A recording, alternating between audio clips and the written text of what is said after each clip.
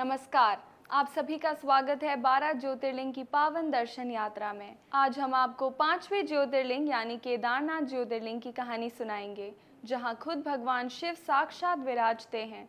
और ये मंदिर भारत के उत्तराखंड राज्य के रुद्रप्रयाग जिले में स्थित है और 12 ज्योतिर्लिंगों के साथ साथ पंच केदार की श्रृंखला में भी इसका बहुत ऊंचा स्थान है। केदारनाथ की पौराणिक कथाओं और इतिहास का स्रोत महाभारत पुराणों जैसे स्कंद पुराण में केदारनाथ और अन्य हिंदू ग्रंथों में किया गया है।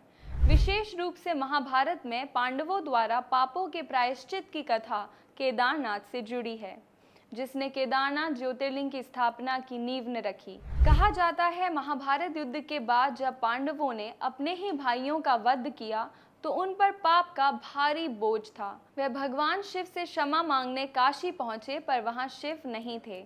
उन्हें कहा गया कि वे कैलाश चले गए हैं। तब पांडव कैलाश की ओर निकल पड़े। रास्ते में एक जगह आई जिसे गुप्त काशी कहा जाता है, जहां भगवान शिव ने खुद को लुप्त कर लिया था। कहा जाता है जहां शिव छिपे वही गुप्त काशी कहलाया। हिमालय के रास्ते में आगे बढ़ते हुए गौरी कुंड के पास पांडवों को एक अजीब सी भैंस दिखाई दी। वह स्वयं भगवान शंकर थे। भीम ने पहचान लिया और तुरंत अपनी गदा लेकर उसके पीछे दौड़ पड़े। भैंस आगे आगे भागी और भीम पीछे पीछे, और तभी भीम ने जैसे ही गदा उठाया, भैंस अचानक धरती में समा गई। भीम ने तुरंत उसके पूंछ पकड़ ली और तभी धरती फट पड़ी। वहां से निकली एक दिव्य ज्योति और उस प्रकाश से स्वयं भगवान शिव प्रकट हुए। उन्होंने कहा, पांडवों, तुम्हारे पाप धुल गए हैं। मैं अब सदा यहीं केदार क्षेत्र में निवास करूंगा। कहते हैं भैंस रूपी भगवान शिव का शरीर 5 भागों में विभाजित हुआ।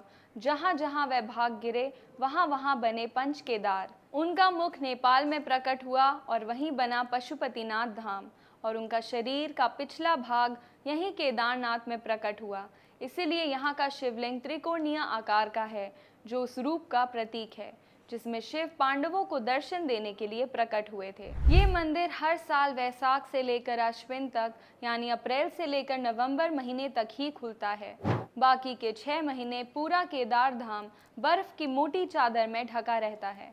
लेकिन इसकी एक चौंका देने वाली बात यह है कि जब मंदिर के द्वार बंद हो जाते हैं तो भगवान केदारनाथ का नंदा द्वीप यानी अखंड दीपक नीचे ऊखी मठ में हमेशा जलता रहता है। और जब अगला वैशाख आता है, यानी जब पुजारी 6 महीने बाद आकर मंदिर खोलते हैं, तो वो दीपक वैसे का वैसा ही जला हुआ मिलता है। अब सोचने वाली बात तो ये है कि जब मंदिर 6 महीने तक बंद रहता है तो इस दीपक को कौन जलाए रखता है?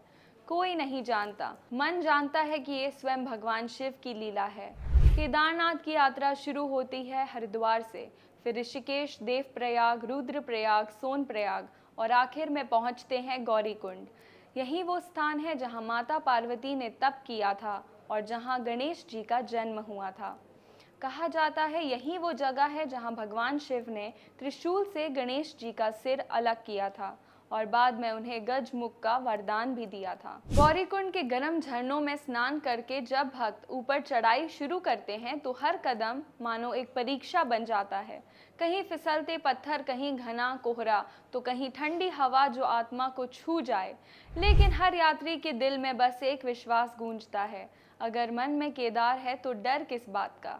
यहाँ शिव की पूजा जल से नहीं बल्कि घी से की जाती है, क्योंकि कहते हैं भीम के गदा प्रहार से जो घाव हुए थे, भक्त आज भी घी लगाकर उनकी सेवा करते हैं।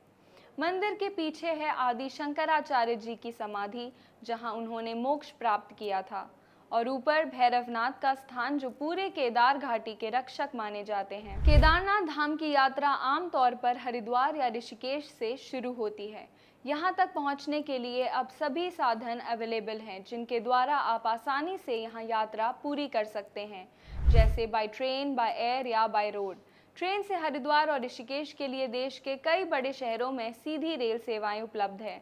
अगर आप बाय एयर आना चाहें तो सबसे नज़दीकी हवाई अड्डा जॉली ग्रांट एयरपोर्ट देहरादून में है, जहां से ऋषिकेश मात्र 20 से 25 किलोमीटर दूर है। वहीं बाय रोड दिल्ली से ऋषिकेश की दूरी लगभग 230 किलोमीटर है, जिसे कार या बस से 6 या 7 घंटे में तय किया जा सकता है। ऋषिकेश से आगे यात्रा का मार्ग है देवप्रयाग, श्रीनगर, रुद्रप्रयाग, अगस्त्य मुनि, गुप्तकाशी, फाटा और सोनप्रयाग।